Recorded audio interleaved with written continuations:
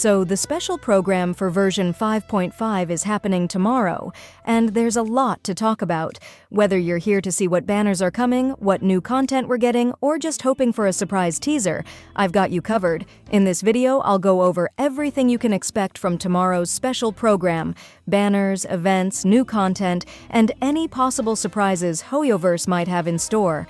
Before we get into everything coming on the special program, I've got a giveaway for you. I'm giving away 10 Welkins, and entering is super simple. Just register on Loot Bar using my link in the description, then drop both your Loot Bar UID and in-game UID in the comments. After 1 week, I'll randomly pick 10 winners and send out the rewards right away. Also, if you're looking to save up to 23% on Genesis crystals, Loot Bar is a great way to get more for your money, so be sure to check it out. Good luck, everyone! Now, if you're planning to watch the special program live, here's the schedule for different servers. So depending on your time zone, you might need to wake up early or stay up late. Let's talk about something that you definitely don't want to miss: the special program redemption codes. Every special program hands out 3 codes that give around 300 Primo Gems. But here's the thing: these codes are only valid for 16 hours after the stream. If you forget to redeem them in time, they're gone for good. I'll be posting them right away on my channel as soon as they drop, so if you want to make sure you don't miss out, be sure to stay tuned and subscribe. Now let's talk about the banners. The version 5.5 character lineup is pretty much locked in, and we're expecting Veresa, Xianyun, and Iansan in the first phase, followed by Zilonin and Venti in the second phase. Veresa is probably the most anticipated character of this patch. She's an Electro character with a Night Soul mechanic, which lets her perform empowered attacks once she builds up enough points. Her elemental skill resets stamina and enables free-charged attacks, which means she's got strong synergy with plunging playstyles.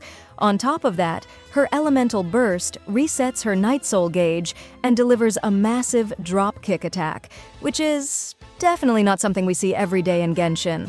Alongside her, Iansan is making her debut as a 4-star Electro support, and she's shaping up to be an attack buffing unit with strong mobility. She gains movement speed and extra jump height in her Night Soul's Blessing state, allowing for some terrain traversal mechanics. Her elemental burst buffs the entire team's attack and even regenerates Night Soul points based on movement, though it seems a bit inconsistent compared to something like Bennett's buff. Then, moving into Phase 2, we're getting Zilonin and Venti. Zilonin's rerun might not have been the first thing people expected, but given how versatile she is, she's always a solid option. The 4-star characters featured in version 5.5 include Iansan, Gaming, Faruzan, Beidou, and Yanfei. Version 5.5's main event revolves around the Sacred Mountain, fitting right into Natlan's warrior culture.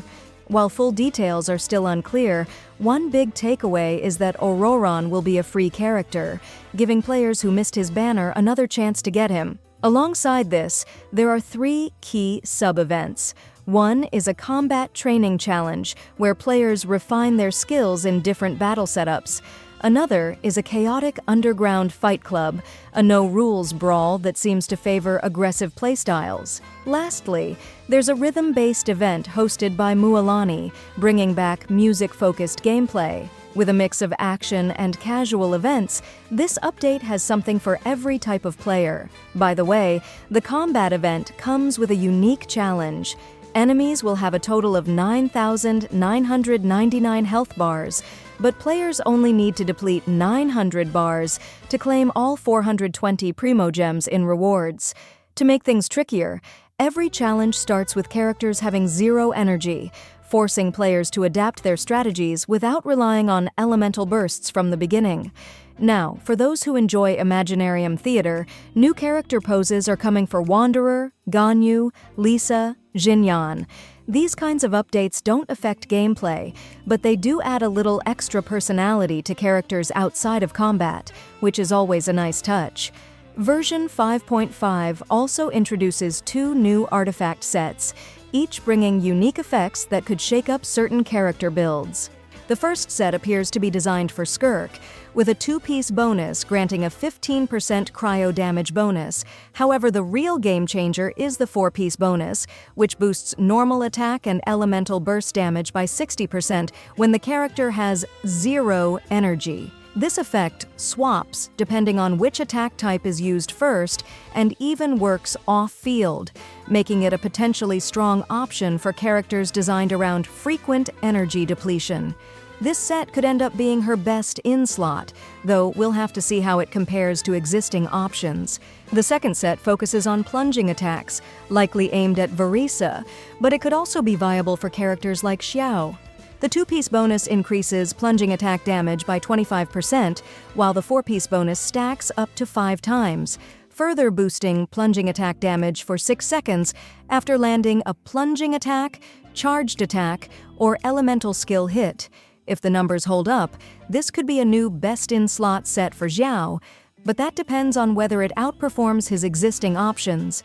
With these artifact sets offering new mechanics and synergies, they could shake up how certain characters are built, especially if Skirk and Verisa are designed to take full advantage of them. Version 5.5 also brings an important quality of life update for artifact management.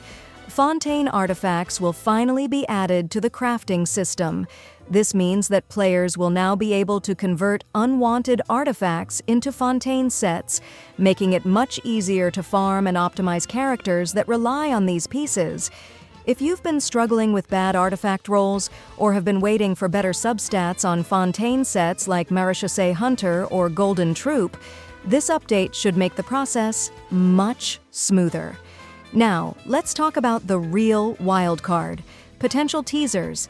There's been a lot of speculation that we might see something related to Nor Cry in this special program. Some players are even hoping for a Columbina teaser or something that hints at Nor Cry, which is a region that's been mentioned in leaks and lore, but hasn't been properly introduced yet. Whether we get anything like that remains to be seen, but based on how past special programs have been structured, it wouldn't be surprising if they drop a new cinematic trailer or a teaser for upcoming regions. Finally, let's talk about free Primo gems. Players can expect to get around 12,875 Primo gems, which translates to about 80 free pulls. That's already enough to hit soft pity at least once, meaning there's a good chance of landing a 5-star character. If you have the blessing of the Welkin Moon, that number jumps to 16,652 Primo gems, which is about 104 pulls, a full hard pity. That means even if you're starting with 0 wishes saved up, you'll have a strong shot at getting a 5-star character. So that's everything we can expect from the special program tomorrow. There's a solid mix of new content, banners, events, a new region, quality of life updates, and possibly even a Nor Cry teaser if we're lucky. What are you most excited for? Are you planning to pull for Verisa or saving up for something else? Let me know in the comments. Save up to 23% on the current banners at lootbar.gg. All you need is your UID and server. The link is in the description.